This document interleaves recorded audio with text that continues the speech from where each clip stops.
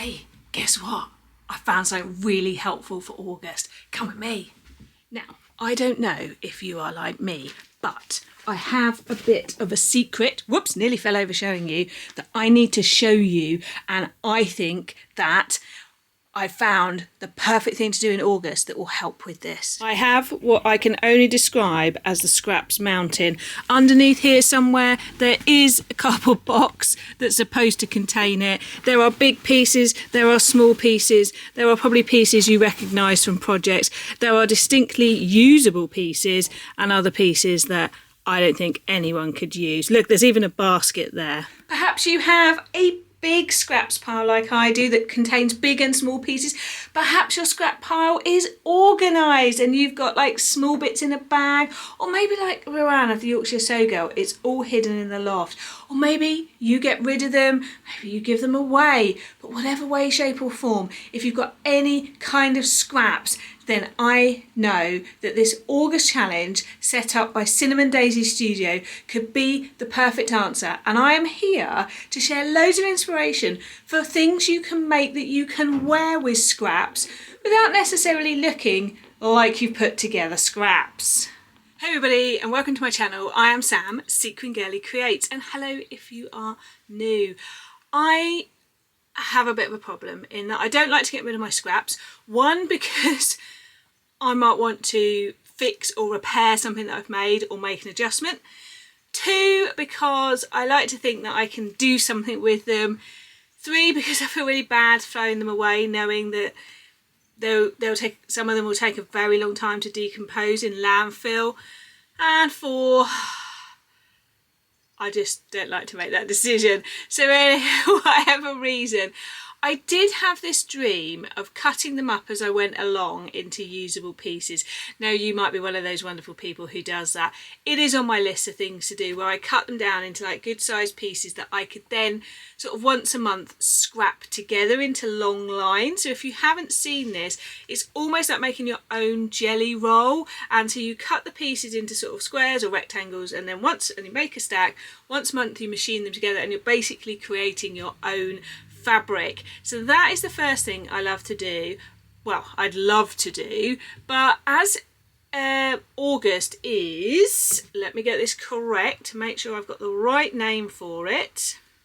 So August is a brand new challenge called Oh Scrap, and it's run by Cinnamon Daisy Studio, and it says, so any garment using fabric scraps, share on Instagram during August, add hashtag OScrap25, which I'll put on the screen, to your caption, add your location, tag Cinnamon Daisy Studio in your post, prize winners announced in September, and enjoy having a smaller scrap pile. Well, that says everything I need to know, really.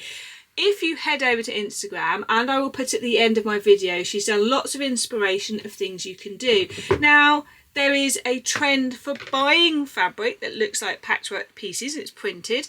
There's also pieces on the high street right now, which are some of them quite expensive, looking like they've been pieced together. And then, of course, there are the wonderful vintage resellers who have taken fabrics and made fantastic things like quilted trousers, etc.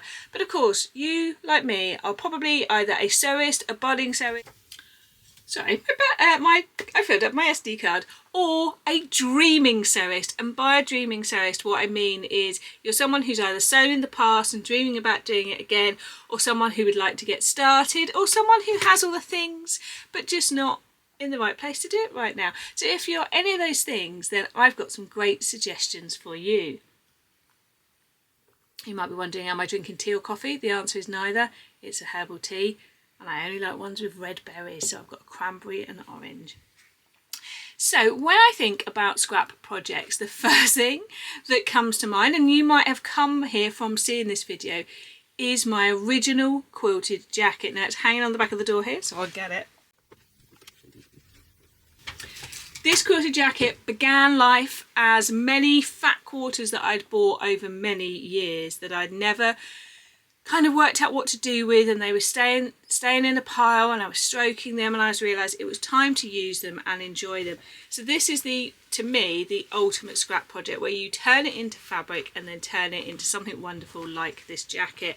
So every single piece is cut from either pieces of fat quarters, pieces of scraps, or whole fat quarters that I hadn't used, probably some of them for over a decade. Now what I did with this was chose a colour palette. So that's one of the things you could do with your scraps, is stick to, I'll put this on for a minute before I get too hot, is stick to a palette. So I wanted to go for greens and sort of purples and lilacs, and I then realised that little bits of pops of blue in there worked well. So what I did was quilted them together into long strips, then quilted the strips together, but didn't go too far until I've actually cut just slightly larger than each piece, because then I quilted the pieces just slightly bigger to then cut them to size. I did not want to do one giant quilt and cut it down. If nothing else, it's just really hard to handle under the sewing machine. On the inside, I have some leftovers of a duvet that I had hanging around. It's actually an all Achille duvet. So this is a perfect, and maybe you could do it in a month, but might be more than a month-long project. But you could do a waistcoat, and I'll show you a waistcoat version. Well, why did I think I would have a quilted waistcoat in my summer wardrobe?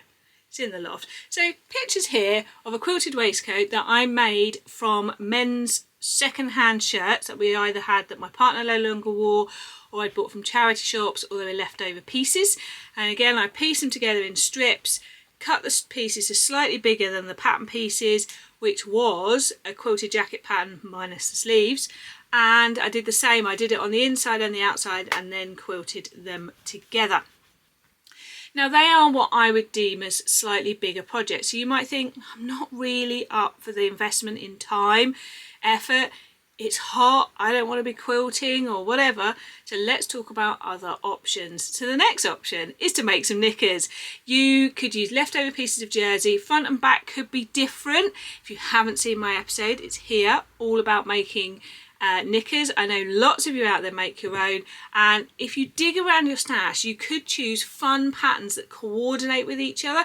And if you haven't got quite enough to cut like the whole back on one piece, remember you can cut it on two, just allow a centimetre extra on both pieces for seam allowance. And if you overlock it or use Mariflex, you could then stitch it down to make the seam not uncomfortable. And when you say Mariflex, Sam, that is a slightly stretched thread that means that it will have some give if you wear it. It's a perfect like down a seam, like that would be running around your bottom on a pair of knickers. So knickers are a great option for using up scraps, and I'm not sure whether the lovely Cinnamon Daisy Studio have thought of that, but it is a great one. And you don't have to show a picture of you in it, you can just show a photo of the garment. Then my next one is a t-shirt. Now obviously I've loved the Mix It Up tee by the Weekend Sewing Club. It is part available to people who join the Weekend Sewing Club now. That has closed for this month. It will open again on the 20th of August. But if you didn't get the Weekend Sewing Club one, I'll put a picture here of what I did. You could do this with any t-shirt pattern or any pattern that has like a yoke, or if you haven't got one, you could draft yourself one in. And remember that principle that if you take a pattern piece and cut it, you either need to remember to cut a centimetre seam allowance, you could write that on, or retrace the pattern piece with a centimetre on. So cutting like the back of a top on in two pieces and joining them together means you could use two pieces. So I'm showing you a picture here of how I did that on the front. I actually use, I think, 4 or 5 different fabrics for that one. If you've got any kind of top pattern that has a yoke front and or back, you could do the yoke in one fabric, the back in a different one, and the front in another. You could even cut yourself a front yoke, remembering your seam allowance.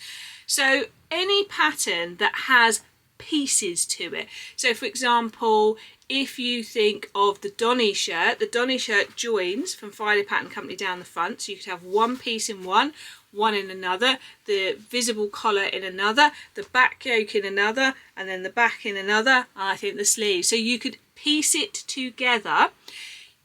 The key thing about the challenge, and she's very clear on this, is a whole thing about questions, is it just needs to not be a fresh roll of fabric, even if it's in your stash. So that's so frugal. This is using scraps. So they can be big scraps. So you might have enough to do the whole back and sleeves in one scrap, or the front and back in one and sleeves in another. Now you might be unsure about how to pair fabrics together. So my first thing to say is stripes is like a neutral, so goes with most things. Leopard print is like a neutral and goes with most things, and so do polka dots. When you're trying to work out what fabrics go together, either look for things that work tonally together, so when you lay them, does it feel comfortable to the eye, or has one of the prints got the colour of the other in? So mixing a print and a plain can work well. Or just choose things that may be all in an orange and brown palette, or all in a red and yellow palette. So if you choose things with a similar palette, they will work together. A big print with a small print works quite well because they sort of complement each other as well. But also remember, they are scraps. You've used the main bit of fabric, so if it goes wrong, it's an experiment. Your brain has benefited, you have learned something, so it's okay. And even if it becomes a pair of pyjamas, doesn't matter. Shorts would be another great option because you've got 4 main pieces and a waistband and probably some type of pocket, so that would be a fun one. They could become shorts to wear at bedtime or out in the world. You know, let's normalise dressing for joy and not worrying about whether other people think, is that suitable?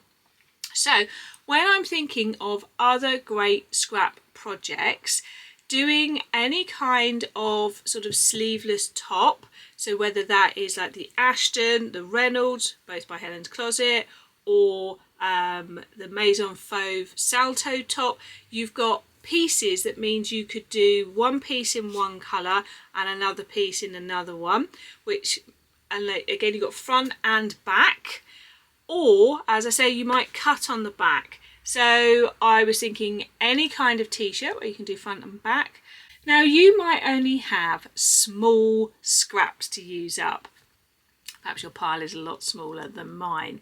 So if you only have small scraps to use up, one of the things you could do, as I say, is piece them together and use as part of like making your own fabric. Now Carly B, put her here, is amazing at doing this. What she does, a bit like with my quilted jacket, is look for things that work together. So you could make a top or a shirt out of completely pieced together pieces of fabric. So create your own fabric first and then cut the pattern out. There are shirts on the high street like this right now. And as I say, if you're looking for inspiration, Carly B has made some amazing dresses, tops, blouses, shirts, doing just this technique. If you do this, you can go completely random shapes or cut them all to the same size. It depends on what works for you. Now I'm quite happy to go quite haphazard and tidy it up later, but you might prefer to cut them all to a set size. You could go bigger sizes if you've got sort of this size scraps, or you could go quite small. It depends on what works for you. But just remember, the more joins there are, the more seams there are, and the more challenge there is with whether you're worried about getting a perfect join and a perfect match. Now again, I don't worry about those things, but anything like if you go for this sort of size and piece them together and then cut yourself out like an Ashton top in it, that would just look quite joyful. You could do all of that and then make the shorts, and what I like to do is do a rotation, so I go for like through the range of fabric, so I know that they're never touching each other. And when I pair the next line up, I shift it over. So here is a picture of a patchwork jumper that I made, and as I say, I shifted each one over to make sure that the previous colour wasn't touching. The other option is, once you've cut them up, you could put them in a bag, so you pull them out randomly to stitch together. Depends on how you feel about the fact that you might pull out two the same next to each other, or you have your rules to put them in. Now the So Like squig skirt would be perfect for using up slightly bigger pieces of scraps, because each of these panels in the skirt are separate, and there is also the option to put a ruffle down. I'll put a picture here of an amazing ruffle someone put on where they were using up scraps to make the ruffle, and I think it is just so joyful. For this challenge you would need to use other scraps, and another lady, I'll try and put the picture here, used scraps for the entire thing. I am definitely going to do something with this for August. I'm already thinking about how to use up the leftover bits of fabric from my chanterelle wide leg trousers, which is this video here, because I've got a bit left of each of the fabrics. So I would like to make a co-ord top, but for most of them I don't have enough to make the full top. So it's how do I incorporate the bit of fabric in so that it works with the trousers but isn't necessarily the full fabric.